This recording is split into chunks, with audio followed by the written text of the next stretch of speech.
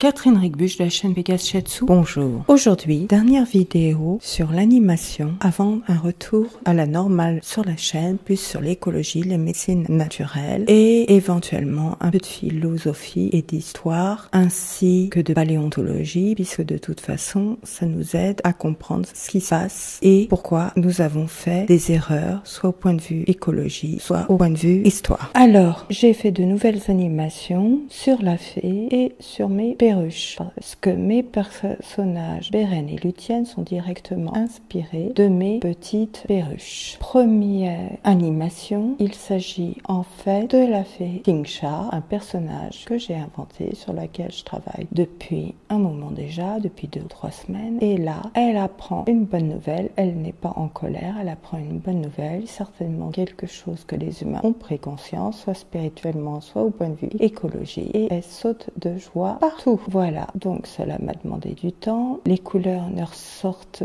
pas tout à fait pareil que sur les autres dessins de cette fée que j'avais fait avant, mais bon, je résoudrai le problème quand le temps sera venu que j'aurai la solution. Un autre problème que j'ai eu, c'est Luthien. Déjà que j'avais du mal à faire le verdâtre de son plumage sur la tête, mélange de jaune et de gris en fait, qui en fait un vert olive un peu gris, et bien ça ressort après la vectorisation beaucoup plus brun que je ne l'ai dessiné, mais bon, pour le moment, j'ai un résultat assez potable, donc je garde comme ça tant que je ne maîtrise pas mieux la gestion des couleurs lors de vectorisation. J'ai certainement quelque chose à comprendre, quelque chose qui n'est pas quelque chose que je vais comprendre directement. Il faut que j'ai accès petit à petit à d'autres informations. Donc pendant que la fée Tingsha médite, il y a les crapouilles qui passent devant elle et on voit une différence de comportement. Beren est intriguée alors que Luthien, on ne sait pas où on va, mais elle va sûrement soit pour rentrer chez elle, soit pour aller boire, soit pour aller manger. Elle est très casanière, elle aime bien rester chez elle. Alors ça, c'est pas du tout une notion féminine que j'impose,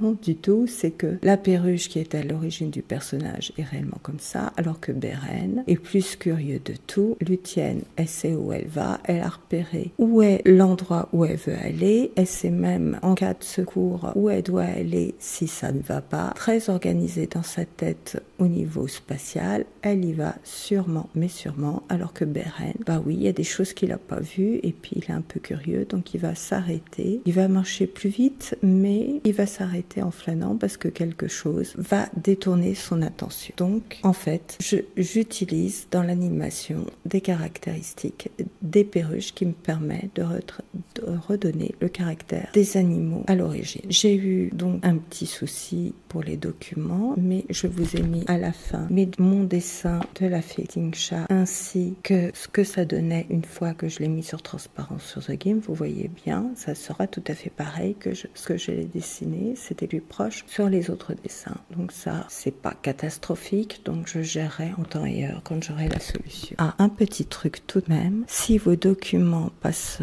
mal en vectorisation sur Inkscape, pensez à diminuer la taille de votre image, surtout si The Game vous a signalé que l'image était trop grande pour être gérable. C'est peut-être ça. Voilà la dernière chose que j'ai récemment lors de cette animation. Je vous remercie de m'avoir écouté.